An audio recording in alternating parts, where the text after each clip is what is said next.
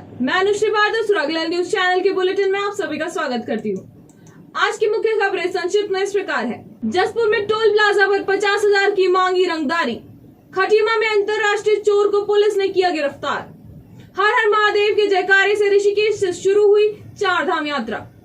Cabinet मंत्री प्रेमचंद अग्रवाल और चंदन रामदास ने दिखाई हरी झंडी। बाजपुर पहुंचे राकेश टिकैत ने किया आंदोलन का ऐलान। जसपुर में आंधी से आम की फसल बर्बाद। लोहाघाट के उप जिला चिकित्सालय में गर्भवती महिलाओं के बैठने तक की व्यवस्था का अभाव। अब खबरें विस्तार से। जसपुर कुंडा थाना क्षेत्र के अंतर्गत जसपुर रोड स्थित एक युवक द्वारा टोल प्लाजा के मैनेजर से हर महीने 50,000 रूपए रंगदारी मांगने व गाली गलौच एवं उसे जान से मारने की धमकी देने का मामला प्रकाश में आया है, जिसमें टोल प्लाजा के मैनेजर ने कुंडा थाना में तहरीर देकर कार्रवाई की मांग की। पुलिस ने टोल प्लाजा में लगे सीसीटीवी फुटेज का अवलोकन कर आरोपी के खिलाफ विभिन्न धाराओं में अभियोग पंजीकृत कर आरोपी को गिरफ्तार कर लिया है। संवाददाता दीपक चौहान की रिपोर्ट। जगतपुर पट्टी में स्थित टोल प्लाजा के मैनेजर दीपक कुमार की तहरीर आई थी कि कलियावाला जसपुर का रहने वाला सुखबीर है, तो ये वहाँ पे रंगदारी मांगता है और उनको जबरन गाली गलौच और धमकाता है कि अगर आप 50,000 रुपये हमको मंथली नहीं देंगे तो हम आपका टोल नहीं चलने देंगे, जिस पर हमने मुकदमा दर्ज किया और आज उसकी अरेस्टिंग कर दी है। इसमें सीसीटीवी फुटेज में वो दिखाई दे रहा है कि वो टोल प्लाजा की तरफ जा रहा है और वहाँ कर्मचारियों के साथ गाली गलौच और अभद्रता कर रहा है। क्रिमिनल तो नहीं? हाँ, इसका भी आपराधिक रिकॉर्ड खंगाला जा रहा है। उसके बाद इस पे आगे भी कार्रवाई की जाएगी। और किस तरह की कार्रवाई की जाएगी इसमें अगर देखते हैं अगर इसका क्रिमिनल रिकॉर्ड पूरा आगे खंगालेंगे, उसके बाद इस पे गुंडा एक्ट में भी हम कार्रवाई करेंगे। कहाँ हैं सब लोग? शाम की चाय तो एक साथ होनी चाहिए, सब लोग एक साथ बैठना ही नहीं चाहते। पापा, try this. लो, सब लपक लिए।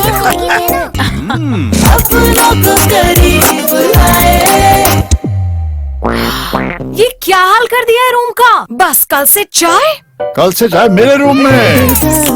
देवर पान नमकीन अपनों को करीब लाए। उत्तराखंड की प्रसिद्ध 4 धाम यात्रा का शुभारंभ विधिवत रूप से हो गया है।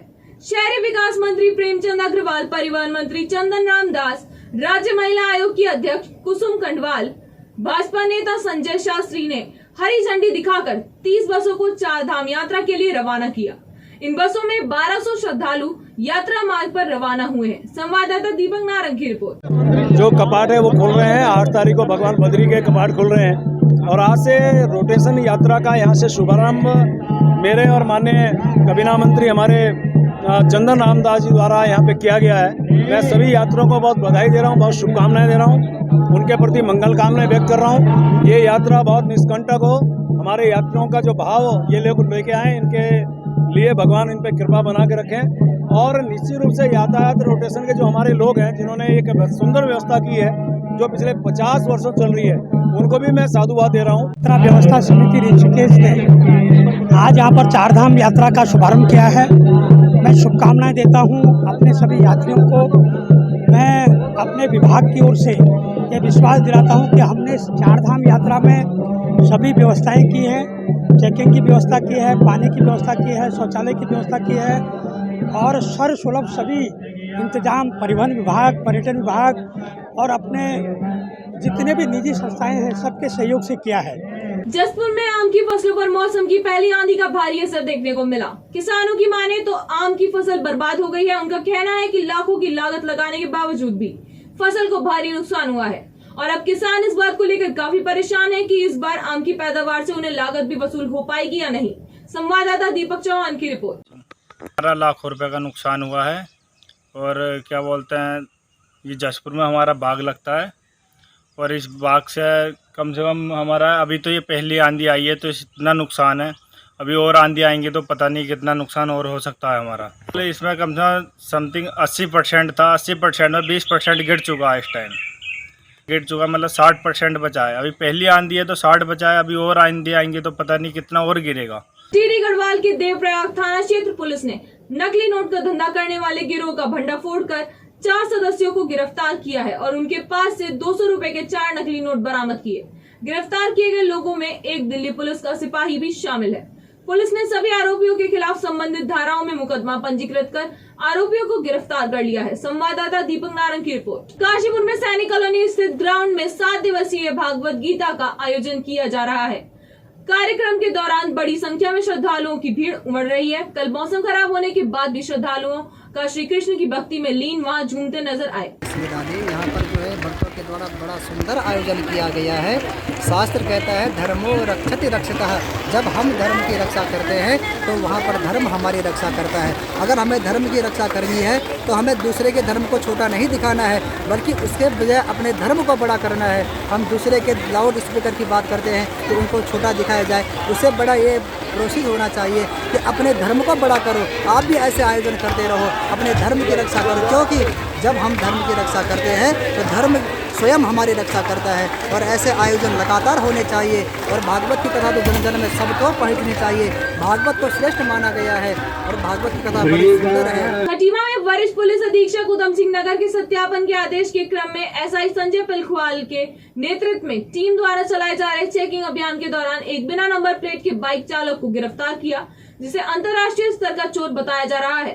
पुलिस ने चोर के पास से 5 मोटरसाइकिलें बरामद कर उसके खिलाफ मुकदमा दर्ज किया है। संवाददाता दीपक चौहान की रिपोर्ट। इसमें इन्होंने एक अंतर्राज्यीय स्तर पर एक ऑपरेट कर रहे शातिर चोर को गिरफ्तार किया है। उससे 5 बरामदगी हुई है, जिनमें सभी में मुकदमे पंजीकृत थे। और इससे निश्चित रूप से जो वाहन चोरी की घटनाएं हैं उसमें कमी आएगी और लोगों का विश्वास बढ़ेगा पुलिस में। तो इस टीम के लिए जिन्होंने इनसे गिरफ्तार किया है उनके लिए 1000 रुपये के इनाम की घोषणा की है। आज उत्तराखंड के पूर्व शिक्षा मंत्री व गदरपुर विधायक अरविंद पांडे काशीपुर में एक प्रेस से वार्ता करते हुए बताया कि राज्य में बढ़ रहे बिजली पावर कट संकट से निपटने के लिए सरकार पूरा प्रयास कर रही है।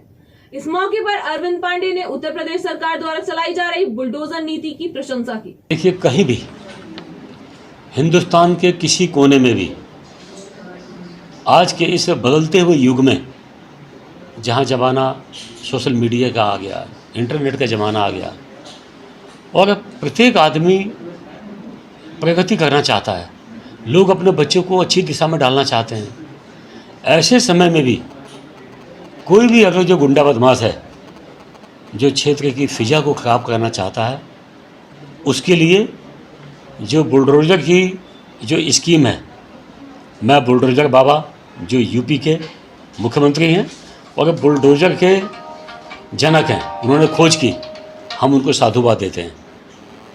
ऐसे ही हिंदुस्तान के किसी कोने में भी अगर जो कोई माफिया अपनी गुंडागर्दी की वजह से लोगों का जीवन जीना मुश्किल करता है तो निश्चित ही उसके खिलाफ संविधान के तहत, कानून के तहत कार्रवाई होनी चाहिए, चाहे वो कोई भी हो।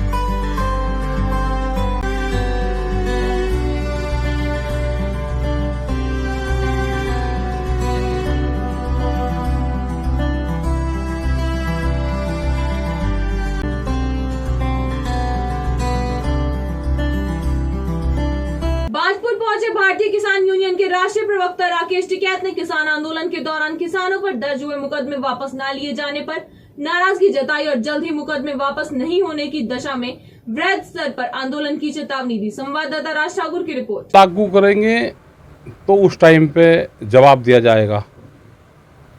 रहा उन्होंने एक कमेटी बनाने की बात करी एमएसपी पे, वो एक समझौते में था।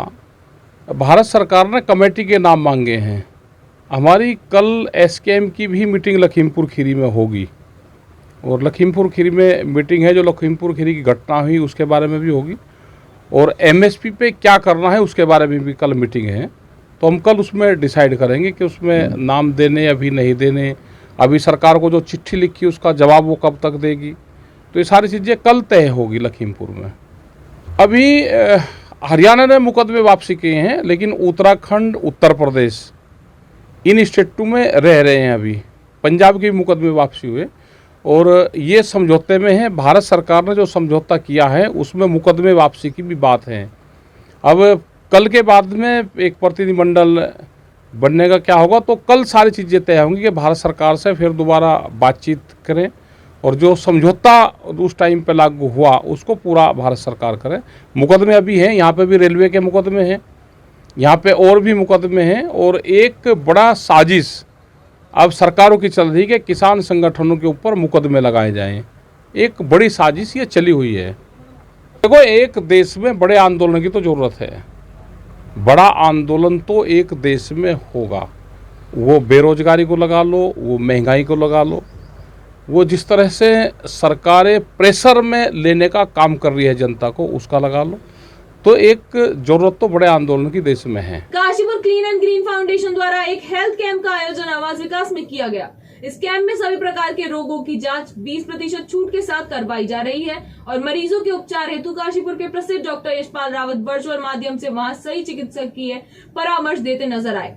फ्री मेडिकल कैंप करा रहे हैं। इसमें हमारा ये उद्देश्य है कि हम चाहते हैं कि जितने भी जो कोई परेशानी है अपने बारे में, शुगर की और ब्लड की और वेट और बाकी सब चीज़ों की जांच हो रही है और जितने टेस्ट हैं उस पर 20% छूट है। अगर किसी को भी कोई किसी तरीके की प्रॉब्लम है तो डॉक्टर यशपाल रावत जी से बाद में डॉक्टर सुधा पाटनी जी से कंसल्ट करते हैं। लोहाघाट उप जिला चिकित्सालय में दूर दूर क्षेत्रों सहित नेपाल से भी गर्भवती महिलाएं अल्ट्रासाउंड कराने पहुंचती है, लेकिन यहाँ उन्हें बैठने तक की सुविधा उपलब्ध नहीं हो पाती है। अस्पताल प्रशासन द्वारा मात्र कुछ सीमेंट की बेंच लगाई गई है जो कि पर्याप्त नहीं है तथा जाड़ों में सीमेंट की बेंच इतनी ठंडी हो जाती है कि उसमें महिलाओं का बैठना मुश्किल हो जाता है। इसी के मद्देनजर नगर के लोगों ने अस्पताल में गर्भवती महिलाओं व मरीजों के बैठने के लिए बेंच लगवाने की मांग कई बार स्वास्थ्य विभाग से की है, पर स्वास्थ्य विभाग के अधिकारी कुछ सुनने को तैयार ही नहीं है। संवाददाता लक्ष्मण सिंह बिष्ट की रिपोर्ट। ऐसा है, सीएमओ से बार बार हम अनुरोध करते आ रहे हैं कि आप तुरंत ही यहाँ बेंचों की व्यवस्था कीजिए जिससे मरीजों को और गर्भवती माताओं बहनों को कोई दिक्कतों का सामना न करना पड़े और साथ ही साथ इनके द्वारा और खर्चों में अथाह पैसा बर्बाद किया जाता है। बाद बीच में मीटिंग भी होती रहती है, मीटिंग में भी ये प्रस्ताव पास हुआ कि तुरंत ही बेंचें मंगा दी जाए और इनके द्वारा अपने कार्य प्रणाली में कोई सुधार नहीं किया जा रहा है। इसको देखते हुए जो हमारी मातृशक्ति है और बुजुर्ग लोग हैं और जो मरीज हैं उनको कुछ आराम मिल सके, इसको देखते हुए नगर पालिका परिषद ये प्रयास करेगी कि कुछ बेंचें नगर पालिका परिषद द्वारा वहां लगा दी जाए। अल्मोड़ा में जिलाधिकारी कार्यालय में रेड क्रॉस के तत्वावधान में मुख्य विकास अधिकारी रमनीत पांडे समेत 9 लोगों द्वारा रक्तदान किया गया। इससे पूर्व जिलाधिकारी वंदना सिंह की अध्यक्षता में बैठक की गई, जिसमें टाटा फाउंडेशन द्वारा एक एम्बुलेंस देने के बारे में वार्ता कर धन्यवाद दिया गया। बैठक में आगामी 8 तारीख को रेड क्रॉस दिवस मनाने के बारे में विचार विमर्श किया गया। इस दौरान नगर पालिका अध्यक्ष प्रकाश चंद्र जोशी, रेड क्रॉस के doctor JC Durgapal, doctor Daniel, Amit Shah, BS Mankoti मौजूद रहे। संवाददाता हेमंत सिंह मेहरा की रिपोर्ट। लोहाघाट पुल्ला गुमदेश स्वीकृत उप तहसील को प्रस्तावित स्थल से अन्य स्थान में खोलने की सुपुगाट पर लोगों में आक्रोश फैल गया है। इसी के मद्देनजर लोगों ने पुलहिंडोला बाजार में रोड जाम कर प्रदर्शन किया और उप तहसील मुख्यालय को अन्यत्र शिफ्ट करने पर उग्र आंदोलन की चेतावनी दी। संवाददाता लक्ष्मण सिंह बिष्ट की रिपोर्ट। इस संबंध में जिलाधिकारी महोदय से निर्देश प्राप्त हुए थे कि इसकी घोषणा पहले हुई है इस तहसील की, पुल्ला तहसील की, परंतु वर्तमान में चुनाव आचार संहिता प्रभावी हो चुकी है। इसके लिए स्थानीय प्रशासन द्वारा अपनी एक्सरसाइज प्रारंभ कर दी गई थी। किस तरीके से ये अस्थायी बिल्डिंग पर ये तहसील चलाई जाएगी, इसके लिए हमारी कवायद चल रही थी, पर 2 मई से आदर्श आचार संहिता प्रभावी होने के कारण माननीय जिलाधिकारी महोदय द्वारा इस पर चुनाव आयोग से दिशा निर्देश मांगे। आज के लिए बस इतना ही। उत्तराखंड से जुड़ी सभी खबरों को जानने के लिए जुड़े रहिए सुरागीलाल न्यूज चैनल से। धन्यवाद।